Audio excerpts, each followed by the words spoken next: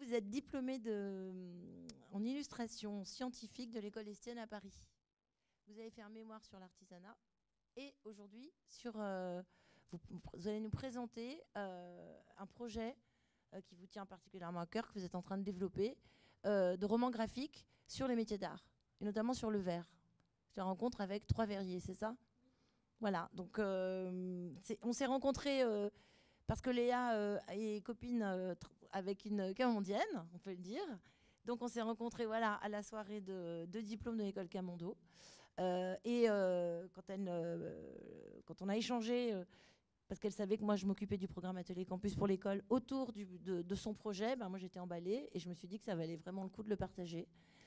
Déjà comme œuvre et comme travail personnel, et comme approche aussi, et comme regard sur les métiers d'art. Et elle a développé donc avec 3 verriers des relations assez exceptionnelles et de confiance et et donc je vous laisse la parole. Je vois que vous avez un très beau diaporama. Bonjour, merci beaucoup Sandrine pour cette présentation et cette invitation. Donc en effet, je suis ravie d'être ici aujourd'hui pour vous parler d'un projet en cours qui est une bande dessinée reportage sur le verre soufflé. Je parle bien dans le micro, oui. Une bande dessinée que je réalise aux côtés de Jérémy Maxwell Vintrébert, qui est un souffleur de verre à Paris, qui est installé au Viaduc des Arts, et puis Antoine Pierini à Biot, dans le sud de la France, ainsi que Anaïs Robinson à Biot également. Donc en effet, je suis illustratrice scientifique. J'ai été diplômée à l'école Estienne en 2021. Et de ce diplôme est né ce projet dont je vais vous parler. Et puis, si vous le voulez bien, je vais commencer par vous parler de mon enfance en retournant quelques années auparavant pour vous aider à comprendre un petit peu plus ma démarche par la suite. Donc, je viens de la Côte d'Azur et j'ai eu la chance de visiter différents ateliers d'artisans et donc comme les célèbres parfumeries grassoises. Et parmi tous ces ateliers, j'ai des souvenirs lorsque j'avais rencontré des souffleurs de verre, la première fois que j'étais allée voir un atelier de souffleurs de verre. Et j'étais complètement fascinée par cette matière en fusion qui est autour de 1200 degrés, qu'on ne peut pas toucher et qui pourtant est hypnotisante à regarder. Et c'est aussi une matière très compliquée à maîtriser. En effet, quand je suis sortie de cet atelier, je devais avoir 10 ans et je disais vouloir devenir souffleuse de verre.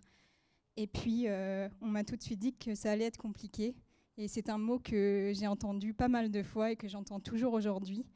Et en fait, je me rends compte maintenant, en allant dans les ateliers, qu'il y a des visions aussi à dépoussiérer parce que c'est un métier ancestral et malgré le fait que ce savoir-faire soit un savoir-faire de savant, qu'il existe depuis des années et des années, il y a des vrais acteurs contemporains qui défendent ce métier et je souhaite en parler, partager les visions contemporaines à travers l'univers des souffleurs de verre rencontrés dans leur atelier.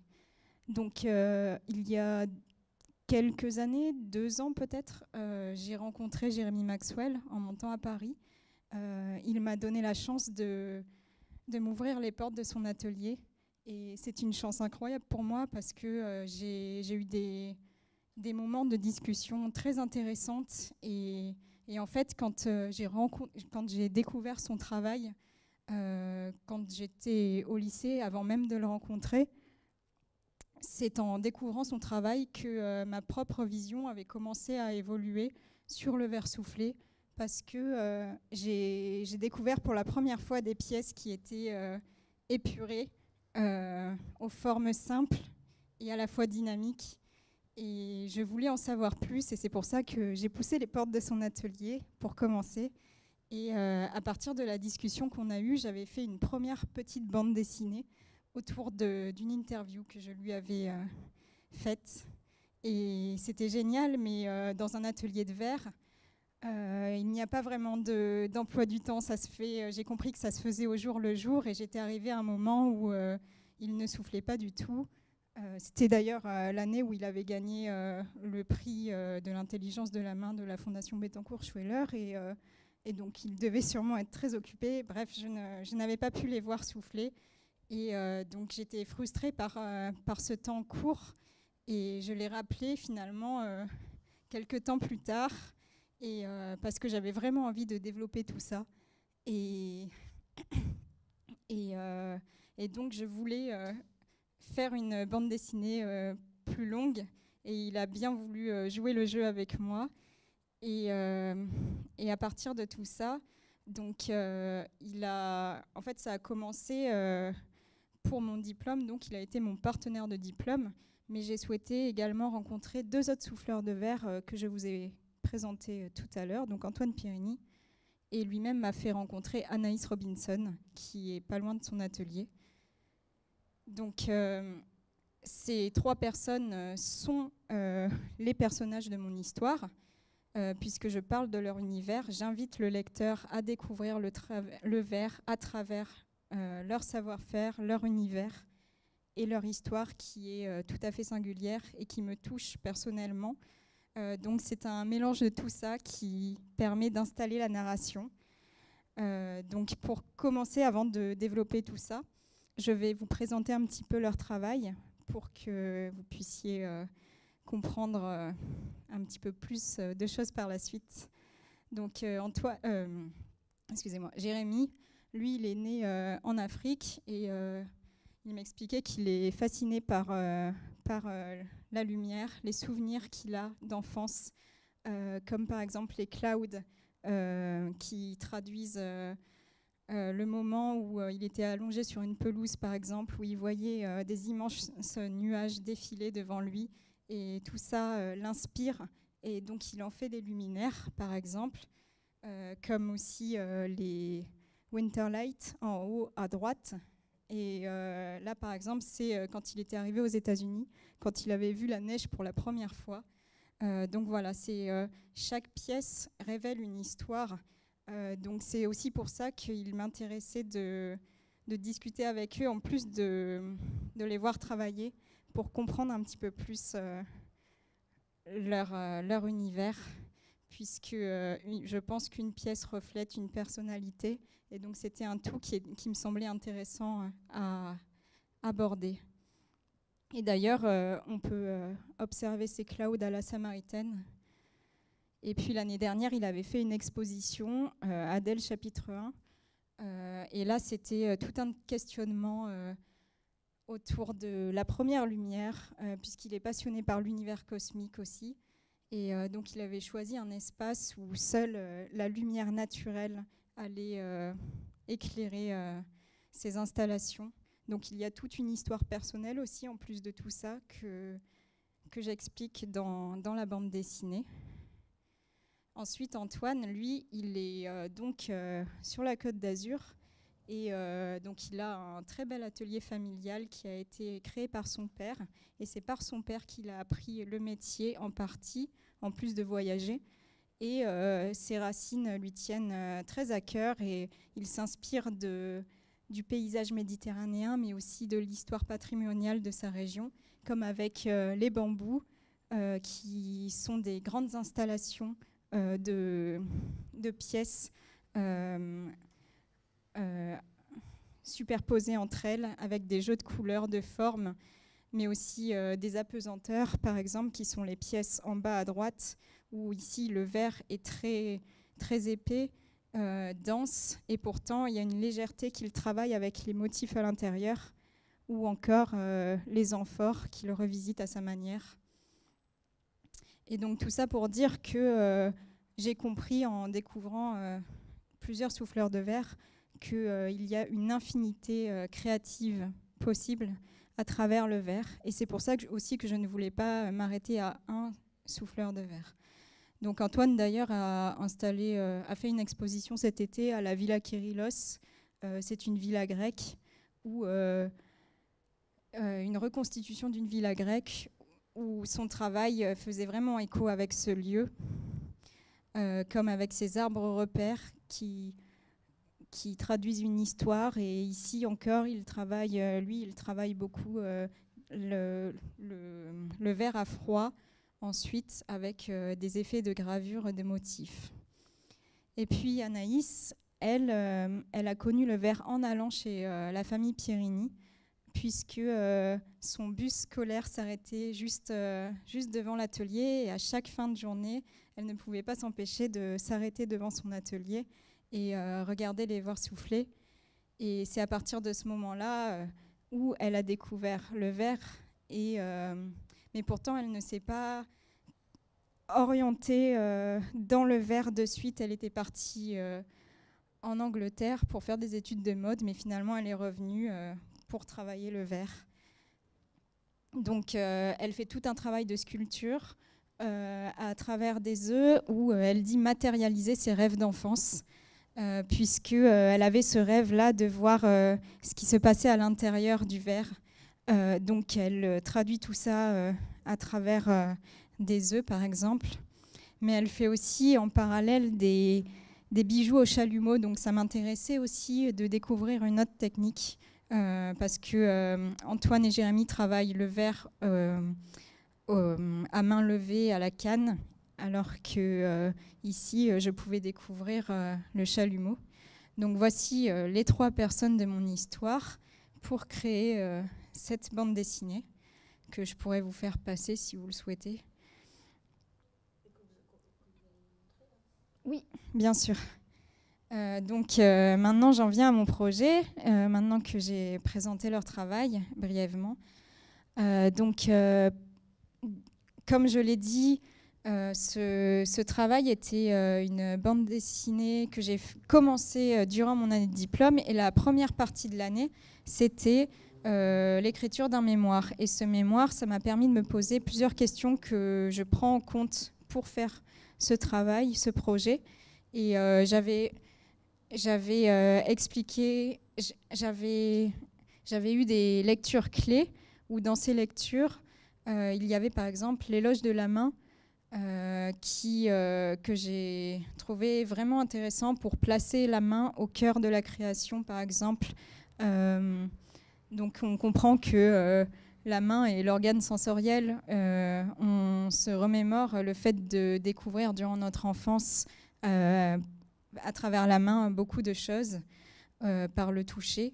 Et ce qui est assez contradictoire pourtant, puisque le verre ne peut pas être touché par sa chaleur lorsqu'il est en fusion, et pourtant on est attiré par cette matière quand on la regarde dans un atelier.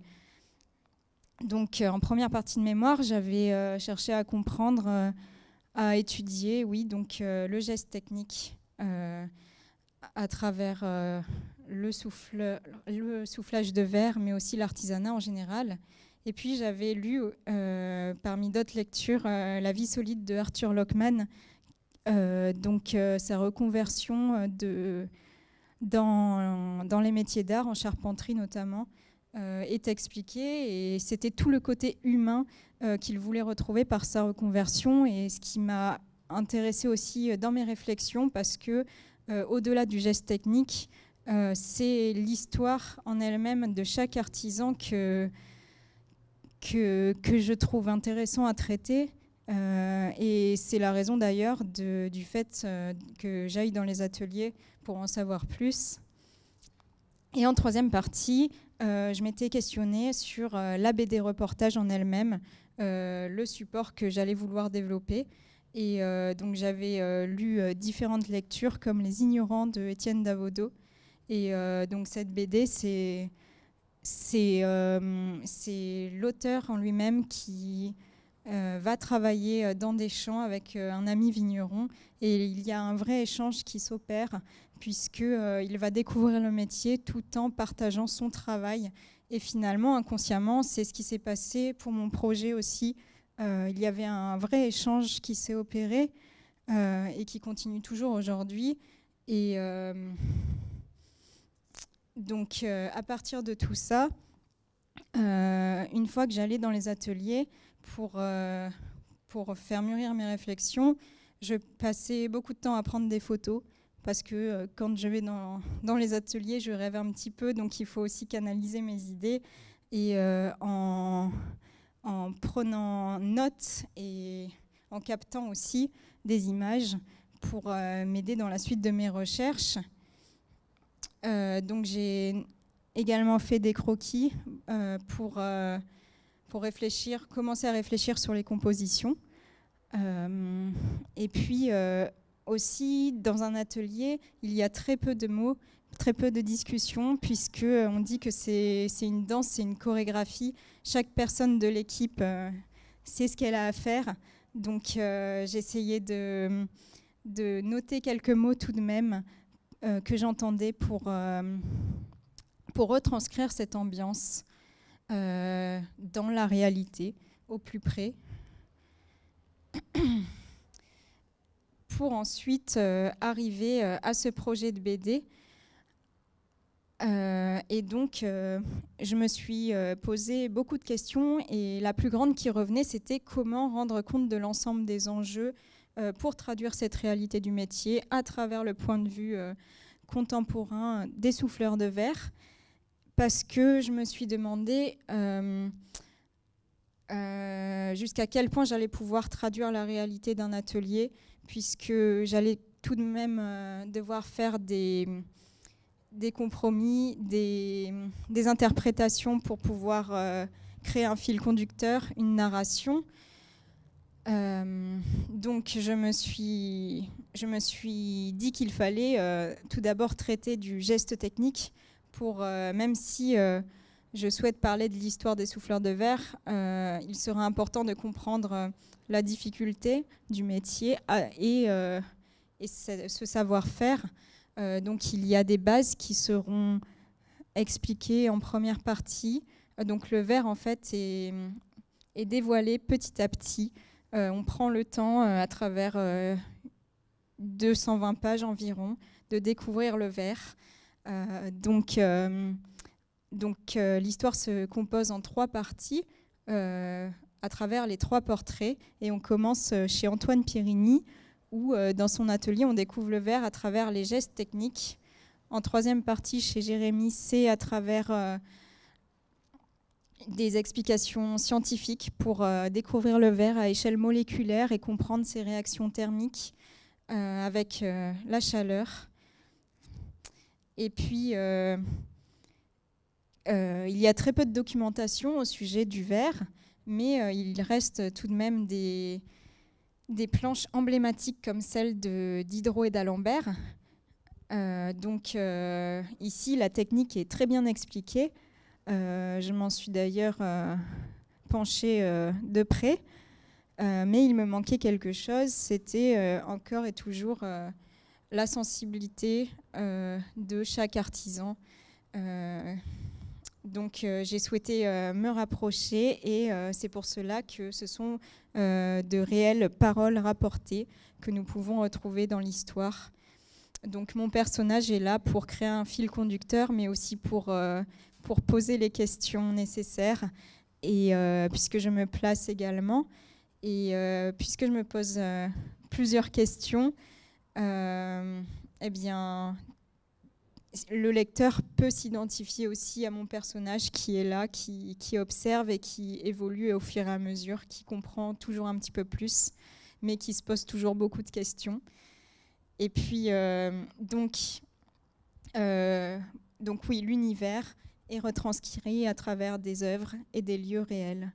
Donc tout l'enjeu pour moi est de jongler entre la sensibilité et la technique, en mettant en avant cette difficulté, mais aussi en préservant la poésie du métier, du verre qui s'en dégage. Et parce qu'il y a un aspect magique quand on entre dans un atelier, et j'espère pouvoir conserver cette part de sensibilité. Donc, je vais vous faire défiler quelques planches. Donc, il y aura des planches réelles mais qui peuvent toujours bouger encore, puisque rien n'est fixe, ainsi que du storyboard comme ici. Donc vous pouvez voir ici une partie chez Antoine Pierini où le geste est décomposé. Donc il y a des parties plus cadrées où j'ai travaillé les compositions pour à la fois installer des explications, mais aussi des gestes séquencés et déployés. Donc à chaque fois, c'est des doubles pages, pardon.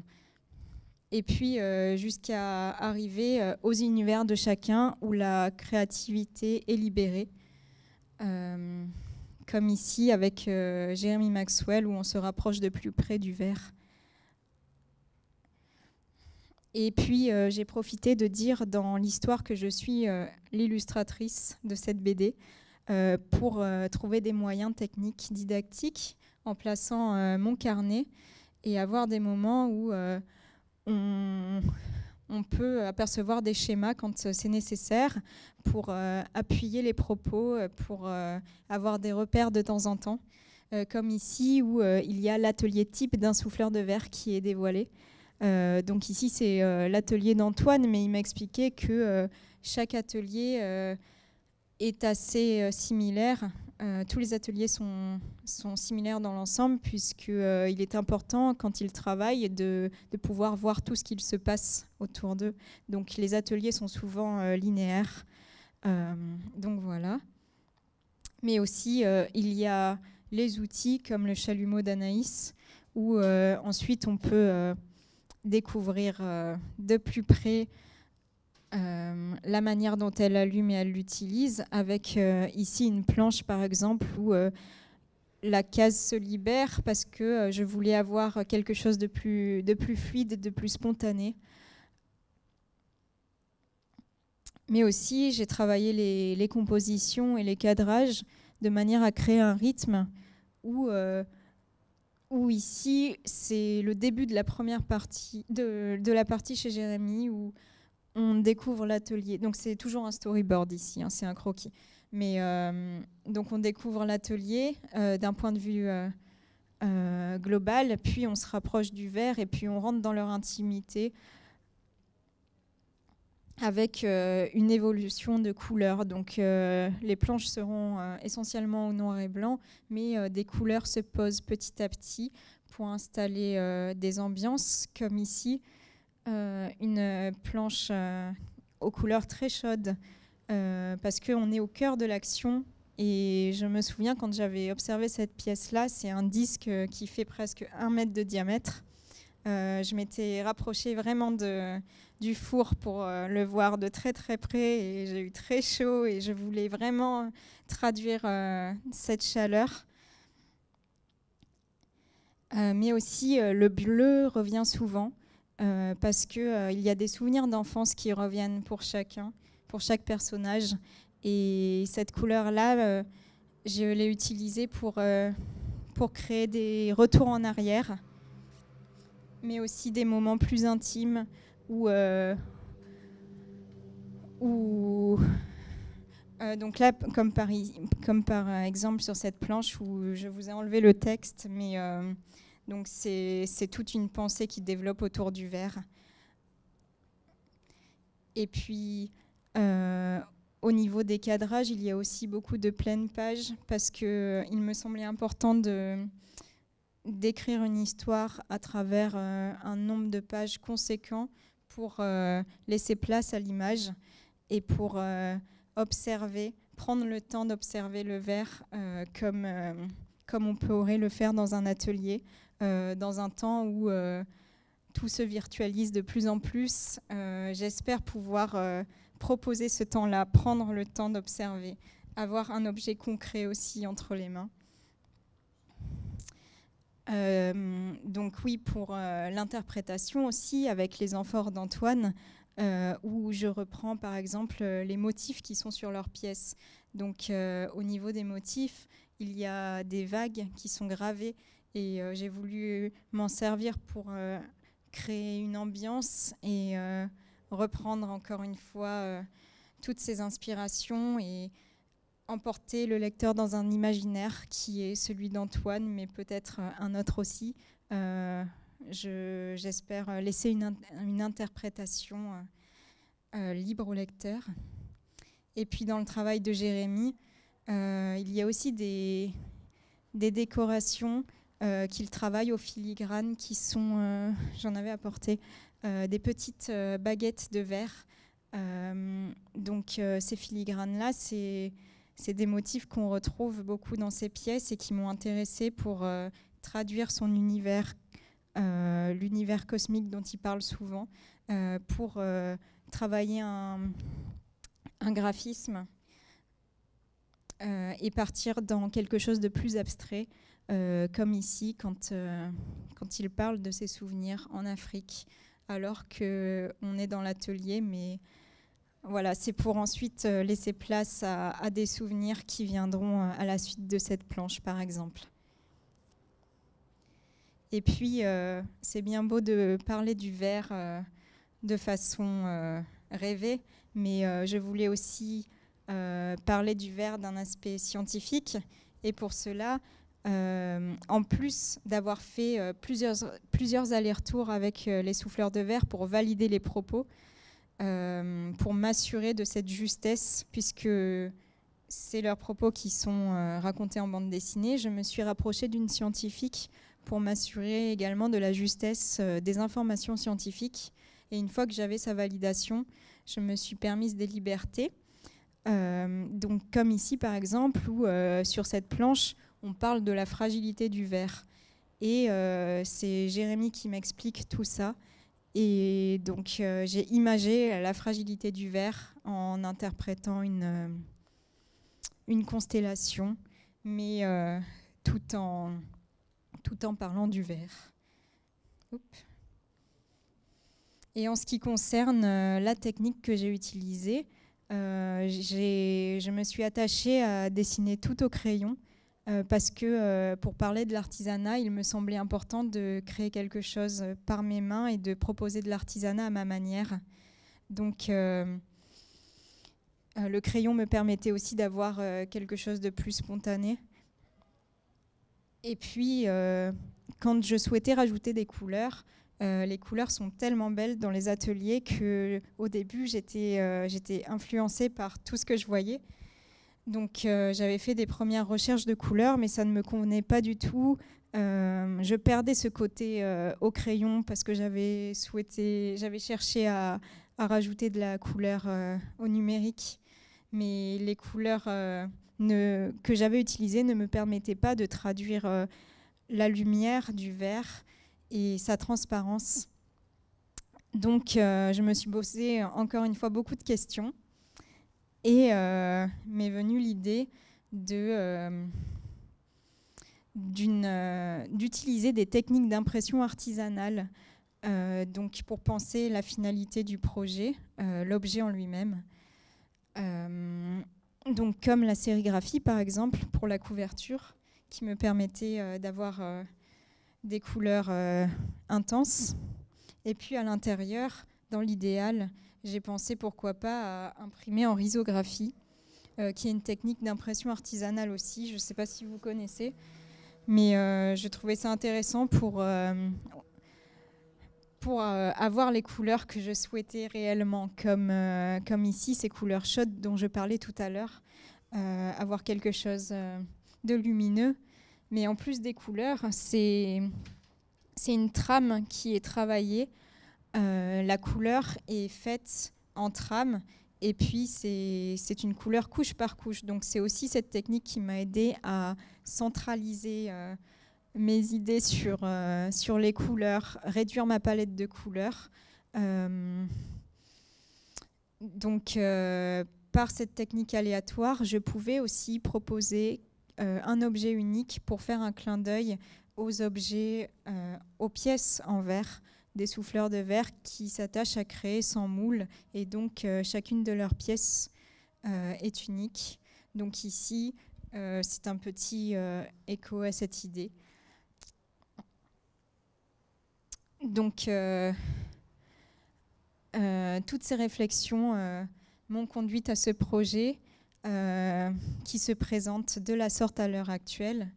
Et puis, mon objectif maintenant est de trouver une maison d'édition pour concrétiser tout ça. J'espère vraiment pouvoir partager ce beau métier qui m'a fait grandir et qui me fait toujours grandir aujourd'hui, parce que c'est le côté humain qu'on retrouve dans un atelier qui est incroyable. Et je pense que c'est très important de parler un petit peu plus du verre, mais pas que. Et c'est pour ça aussi que j'avais souhaité avoir un titre assez général, de main en main, avec un sous-titre pour préciser, donc Rencontre au cœur du verre, parce que j'aimerais par la suite, je pense déjà à la suite en inscrivant cette BD dans une collection.